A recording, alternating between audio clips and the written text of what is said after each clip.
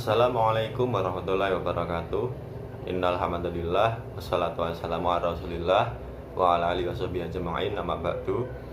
Kita semua bersyukur kepada Allah karena berkat rahmat dan hidayahnya kita semua dapat selalu istiqomah dan selalu diberi kelancaran dalam ibadah kita.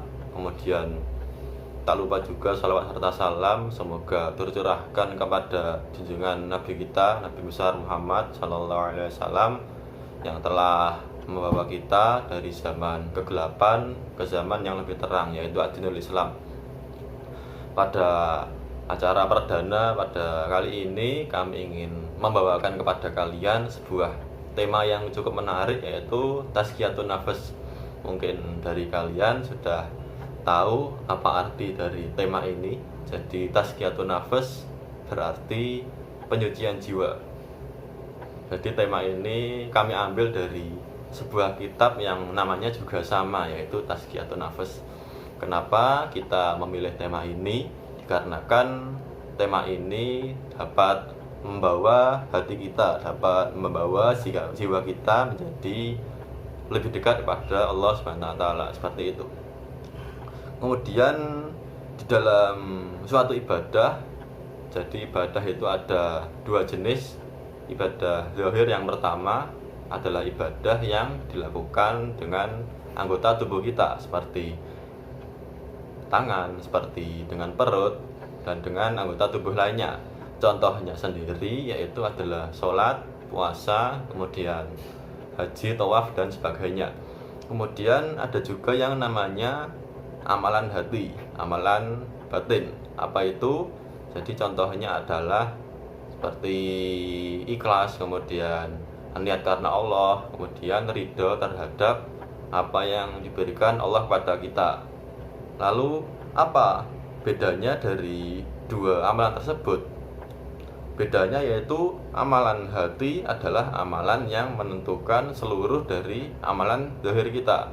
Jika amalan hati kita baik, jika hati kita baik, maka seluruh parameter yang ada di tubuh kita akan menjadi baik semua. Begitu juga sebaliknya, jika amalan hati kita buruk, maka seluruh yang ada di tubuh kita akan menjadi buruk, seperti itu. Lalu kenapa amalan hati lebih penting daripada amalan zahir? Jadi bisa kita lihat atau kita sendiri adalah pelakunya, bahwasanya kita terlalu mementingkan amalan zahir daripada amalan hati, seperti itu. Kenapa? Dikarenakan mungkin kita terlena atau kita terlalu fokus pada apa yang dihadiahkan atau apa yang disabdakan Nabi atas semua amalan yang telah disebutkan. Misal rakaat al-fajri khairun minad dunya wa fiha, 2 rakaat subuh lebih baik daripada dunia dan seisinya. Itu adalah salah satu hadis dari sholat qobliyah subuh. Tetapi di balik itu semua ada sebuah hati, ada sebuah amalan hati yang mengeset atau mengatur apakah amalan zahir kita sudah benar atau tidak, seperti itu. Maka dari itu, dengan mempelajari tema ini, dengan mempelajari kitab ini, diharapkan kita bisa mengganti pemikiran kita terhadap amalan hati kita.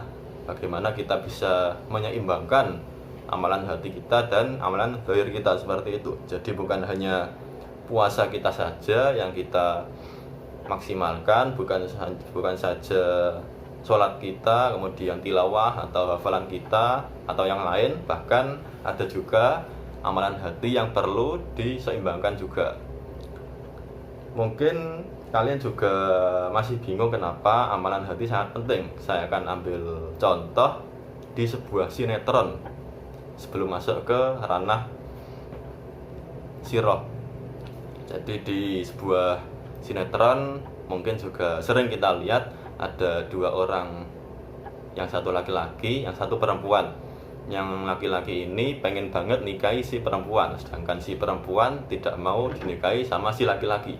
Setelah beberapa waktu dan si laki-laki melancarkan aksinya sehingga si perempuan mau menikah dengannya. Setelah bertahun-tahun menikah, si perempuan berucap kepada si laki-laki, kamu memang bisa menjadi suamiku, kamu memang bisa menjadi ayah dari anak-anakku, tetapi kamu tidak bisa merebut hatiku dari hatinya. Seperti itulah bisa diambil dari cerita tersebut bahwa hati adalah suatu hal yang tidak terlihat, suatu hal yang tidak bisa dipegang, tetapi sangatlah mahal. Sekarang kita akan masuk ke salah satu sirah. Mungkin kalian pernah mendengar sebuah dalil tentang ini, yaitu dalilnya ketika Rasul menceritakan kepada orang-orang yang dimasukkan ke neraka pertama kali. Mungkin dari kita berpikir, wah ini mesti Fir'aun, ini mesti Korun atau sebagainya, atau pezina atau pencuri. Tetapi salah. Ternyata Rasul bersabda, orang yang pertama kali dipanggil di padang mahsyar ada 3 orang yang diputuskan nasibnya untuk masuk neraka lebih dulu. Yang pertama adalah orang alim, orang yang berilmu, orang yang berdakwah tetapi terpeleset dalam niatnya. Jadi ketika ditanya, kamu kemarin di dunia ngapain aja? Saya dakwah, ya Allah. Saya kemarin mengajarkan Quran, saya kemarin seperti ini. Ternyata oleh Allah berkata, bohong, sesungguhnya kamu belajar agama, kamu belajar ilmu supaya kamu disebut alim oleh orang-orang. Dan ternyata pahala atau timbal baliknya sudah diberikan di dunia, tidak diberikan di akhirat, seperti itu. Kemudian siapa orang atau golongan orang lainnya yang dimasukkan neraka pertama kali? Kemudian yang kedua ada orang yang dermawan. Orang dermawan yang terpeleset dalam niatnya, yang seharusnya atas kedermawanannya itu bisa membawa dia ke surganya, tetapi dia terpeleset dalam niatnya. Dia ingin orang menganggap dia adalah seorang yang dermawan, adalah seorang yang kaya harta, dan agar orang-orang tahu kalau dia itu dermawan. Kemudian golongan yang ketiga adalah orang yang jihad di jalan Allah. Bisa kita perhatikan, jihad di jalan Allah berarti jihad sendiri adalah amalan tertinggi di dalam agama Islam. Karena jihad sendiri kan notok ya, tertinggi adalah jihad fisabilillah. Tetapi dikarenakan orang tersebut salah niat, sehingga dikatakan, kamu kemarin waktu perang atau waktu di dunia ngapain aja? Saya perang ya Allah karenamu. Bohong. Ternyata dia perang supaya dianggap orang adalah orang yang pemberani, adalah orang yang mati syahid. Maka dari itu, dari 3 contoh golongan orang di atas bisa kita perhatikan bahwa orang-orang itu adalah orang-orang pertama atau orang-orang yang menempati tempat di neraka, seperti itu. Padahal bisa kita lihat tadi ada orang jihad atau mujahid yang memiliki sudah diberi kursi lah kasarannya, sudah diberi kursi kalau mereka bakal memiliki tempat di surga. Tapi dikarenakan salah niat itu tadi bisa menyebabkan hal-hal yang buruk terjadi. Kemudian bisa kita jumpai di salah satu kisah. Saya akan ambil contoh Abu Bakar. Jadi Abu Bakar ini adalah orang paling istimewa nomor 2 setelah Kanjeng Nabi. Mungkin kita juga bertanya-tanya, kok bisa? Ya sudah di-set dari sananya, mungkin sudah dari Allah sendiri sudah berkehendak kalau Abu Bakar menjadi orang nomor 2 setelah Kanjeng Nabi. Ternyata setelah kita menelaah, mungkin kita perlu menelaah bahwa Abu Bakar ini jadi orang istimewa bukan karena sholatnya, bukan karena puasanya, bukan karena amal-amal lainnya. Mungkin kita tahu sendiri, Abu Bakar ini masuk Islam pada umur 38 tahun, kemudian meninggal umur 62-63, hampir mirip seperti umurnya Nabi Muhammad. Tetapi kenapa ketika ditimbang amalannya, kan ada sebuah hadis, ada sebuah cerita yang menceritakan bahwasanya jika amalan Abu Bakar disandingkan di sebelah salah satu timbangan, kemudian salah satu timbangan lainnya adalah amalan yang dilakukan oleh seluruh penduduk di bumi ini, maka amalan dari Abu Bakar adalah yang sebagai yang paling berat, sebagai pemenangnya. Kenapa? Yaitu tadi dikarenakan kebersihan hati dari Abu Bakar. Kemudian karena amal solehnya Abu Bakar juga yang menyebabkan dia timbangannya lebih berat seperti itu. Jadi bukan karena sholatnya, bukan karena yang lain. Kalau kita hitung tadi, berarti umur beliau 38 hingga 63, berarti kan sekitar 14 tahun, 15 tahun. Sedangkan kita yang berumur 20-30 harusnya di atas data sudah bisa mengalahkan amalan beliau. Tetapi kenapa kita sangat jauh berbeda dari amalan atau total amalan beliau? Karena kan itu tadi, adanya amalan tidak terlihat yang dilakukan oleh Abu Bakar. Apa itu? Amalan hati itu tadi. Lalu ada sebuah hadis juga yang mengatakan kamu pasti menyatakan kalau dia adalah penduduk surga.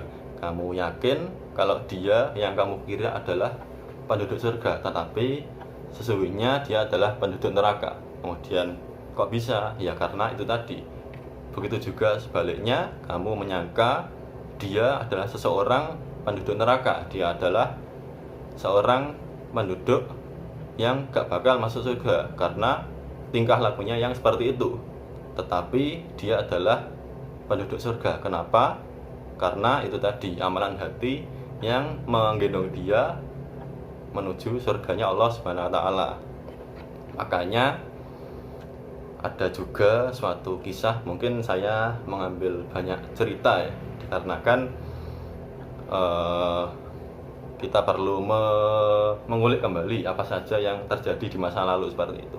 Makanya ada suatu kisah seorang sahabat Nabi diberitahukan oleh Nabi 3 kali akan datang seseorang penghuni surga. Orang tersebut datang menenteng sandal ke sebuah majelis di suatu tempat yang ada Rasulullah dan sahabat-sahabatnya sedang berkumpul. Kemudian Nabi berucap 3 kali bahwa akan ada seorang calon penghuni surga. Maka ada seorang sahabat yang bernama Abdullah bin Amr yang mengikuti sampai rumahnya, dan dia ini izin untuk menginap 3 hari untuk mencari tahu apa saja yang istimewa dari orang ini, seperti itu. Setelah 3 hari menginap di rumahnya, ternyata Abdullah bin Amr tidak menemukan apa-apa. Dia melihat orang tersebut amalannya masih seperti sahabat-sahabat lainnya, bahkan masih di bawahnya, kasarnya seperti itu. Kemudian dia bertanya, apa yang istimewa dari amalanmu sehingga Nabi berucap 3 kali bahwa kamu adalah penghuni surga? Kemudian dia menjawab, lihat, tidak ada yang istimewa dariku. Kemudian Abdullah bin Amr pulang. Saat beberapa langkah berjalan, si seseorang tadi berucap kepada Abdullah bin Amr, tidak ada yang istimewa dariku, tetapi hatiku tidak pernah membenci orang, hatiku tidak pernah hasad. Kemudian jika ada yang menzalimi aku, maka aku langsung memaafkan kesalahan-kesalahan mereka, seperti itu.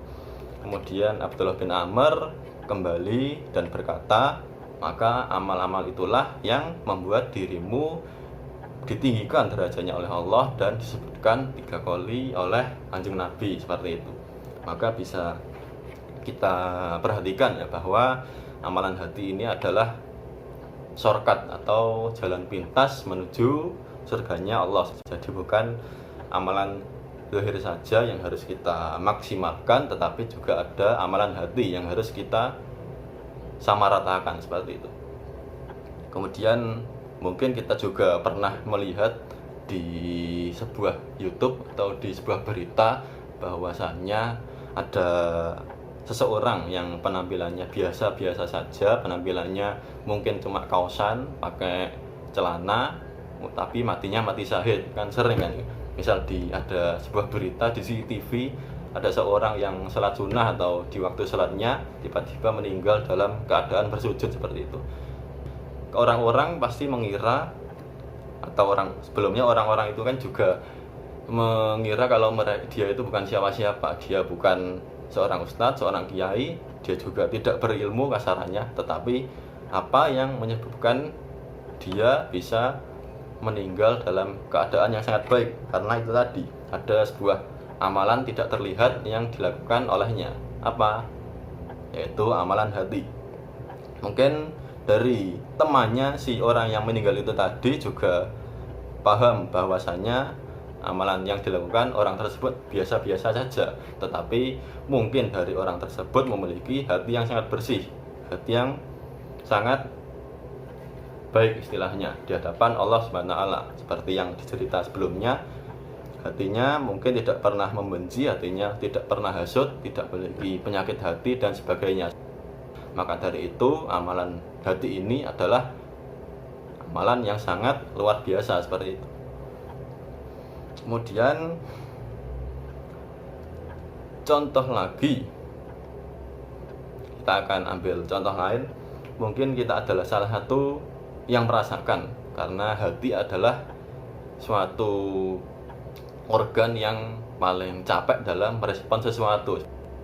Di suatu pagi misalnya, kita melihat sebuah video motivasi tentang bagaimana cara menjadi jutawan dalam waktu muda. Kemudian kita kan pasti merespon, wah, aku pasti bisa menjadi seorang jutawan di waktu muda, dikarenakan tutorial kemudian cara-caranya sudah ada ditulis seperti itu, tinggal melaksanakan.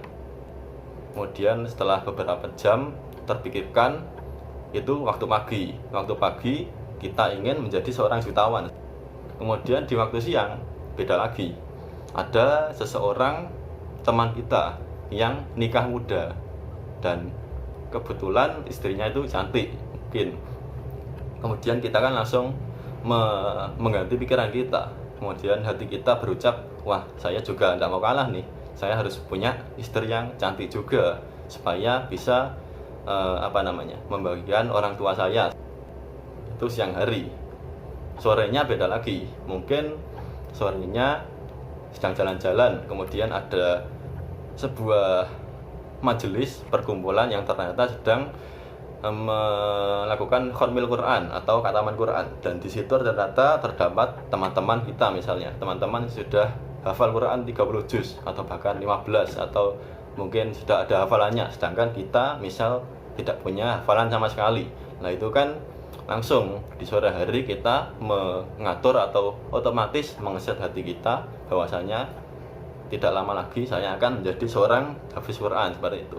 Dari contoh tadi bisa dikatakan bahwa hati kita ini paling capek, paling cepat dalam merespon sesuatu. Maka dari itu kita harus tetap menata hati kita agar selalu bersih, agar selalu terkonek dengan Allah Subhanahu wa taala. Mungkin cukup yang dapat saya sampaikan terkait pertemuan pertama dari Tazkiyatun Nafas ini. Sebelum saya tutup, saya mau mengajak teman-teman di sini untuk menata hati kita, menata amalan kita, menata cara pandang kita terhadap orang, dikarenakan ada sebuah hadis yang berbunyi, innamal a'malu bil khawatim, seluruh amal tergantung pada akhirnya. Jadi pasti kita masih ada banyak dosa di masa lalu, atau kita masih ada maksiat, kemudian kita masih belum maksimal dalam ibadah-ibadah kita sebelumnya. Mari kita perbaiki diri, mari kita menata ibadah zahir kita, menata ibadah hati kita khususnya, supaya dengan itu kita semua bisa memaksimalkan waktu-waktu yang tersedia. Kemudian semoga kita juga bisa dipertemukan di bulan-bulan Ramadan dan Lailatul Qadar yang akan datang. Amin ya rabbal alamin. Mungkin sekian yang bisa saya sampaikan. Apabila ada kurangnya dari penjelasan yang saya jelaskan tadi, mohon dimaafkan. Wallahul muwaffiq ila aqwamit thoriq. Wassalamualaikum warahmatullahi wabarakatuh.